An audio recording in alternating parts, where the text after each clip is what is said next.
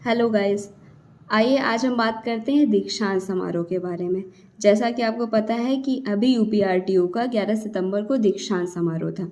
तो लोग पूछते हैं कि दीक्षांत समारोह में रजिस्ट्रेशन कराना क्यों ज़रूरी है, वहाँ जाना क्यों ज़रूरी है। तो पहले समझते हैं कि दीक्षांत समारोह में ज़रूरी क्यों हो जाता है।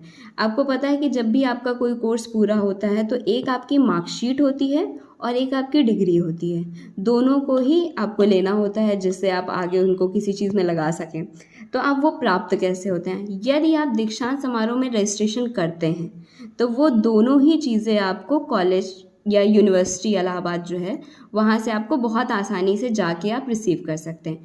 पर यदि आप रजिस्ट्रेशन नहीं कराते हैं या आप दीक्षांत समारोह से लेने नहीं जाते हैं तो आपने अगर रजिस्ट्रेशन करा रखा है तो वो डिग्री आपके घर बाई पोस्ट आ जाती है और जो मार्कशीट है वो आपके कॉलेज में भेज दी जाती है।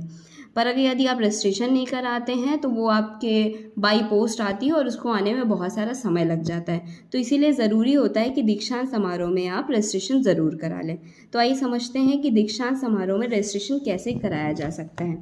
तो सबसे पहले होता है कि रजिस्ट्रेशन कराना। जब भी आपका दीक्षांत समारोह आने वाला होता है तो उससे कुछ समय पहले एक रजिस्ट्रेशन फॉर्म आता है। उस रजिस्ट्रेशन फॉर्म में आपको रजिस्ट्रेशन करना पड़ता है। अब क्वेश्चन आता है कि कौन लोग रजिस्टर कर सकते हैं। तो दीक्षांत समारोह के पहले जो भी आपके सत्र पूरे हुए हैं वही सत्र वाले वहाँ पे रजिस्ट्रेशन कर सकते हैं। उसके लिए आपको एक पात्रता सूची भी जारी की जाती है।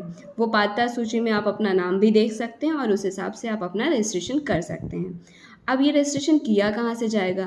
तो ये समझते हैं, ये जो होता है ये यूपीआरटीयू की वेबसाइट से फ्री ऑफ कॉस्ट होता है। आप वहाँ जाके अपना रजिस्ट्रेशन फॉर्म फिल कर सकते हैं और उसको डाउनलोड करके उसका प्रिंट आउट ज़रूर कर लीजिएगा। और जब आप वहाँ पे लेने जाते हैं तो या तो आप समारोह के एक दिन पहले वहाँ पहुँच जाइए या उसी दिन सुबह सुबह आपको वहाँ पे जाके अपना रजिस्ट्रेशन नंबर बता के 200 रुपये देने पड़ते हैं, जिससे आपको एक अंगवस्त्र और एक लंच का टोकन प्राप्त होता है। तो आइए मैं आपको दिखा देती हूँ। अंगवस्त्र कुछ इस टाइप का होता है जिस पे यूपीआरटीयू लिखा होता है। ये येलो कलर का पूरा लंबा सा गाउन होता है इसके, और एक लंच टोकन मिलता है जिसके आपके 200 रुपये जमा कराए जाते हैं।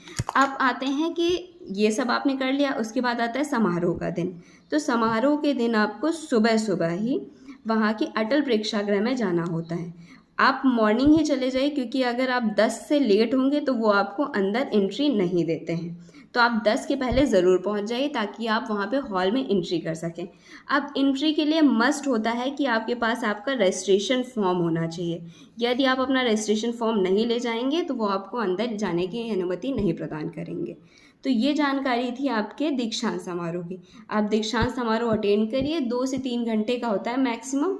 उसके बाद आप बाहर आइए, अपने डिग्री और मार्कशीट काउंटर से प्राप्त कर लीजिए और वहाँ पे लंच बट रहा होता है जहाँ पे आप अपना लंच टोकन दिखा के अपना लंच प्राप्त कर सकते हैं। तो ये थी सूचना दीक्षांत समारोह में उन बच्चों को जिनको मार्कशीट और डिग्री लेने जाना होता है। अब आइए बात करते हैं कि ऐसे बच्चे जिनको गोल्ड मेडल मिलना है। तो पहला सवाल आता है कि हमें पता कैसे चलेगा कि हमें गोल्ड मेडल मिलने वाला है। तो उसके लिए आइए जानते हैं। तो गोल्ड मेडल के लिए आपके दीक्षांत समारोह के लगभग 5 से 6 दिन पहले आपको एक कॉल आती है। वहाँ पे एक सर आपको बताएंगे कि आपको गोल्ड मेडल मिलने वाला है और कॉल करेंगे वो आपको कि आपको गोल्ड मेडल मिलने वाला है। किस रिस्पेक्ट में मिलेगा वो भी आपको बता देते हैं कि आपने टॉप किया है और आपको गोल्ड मेडल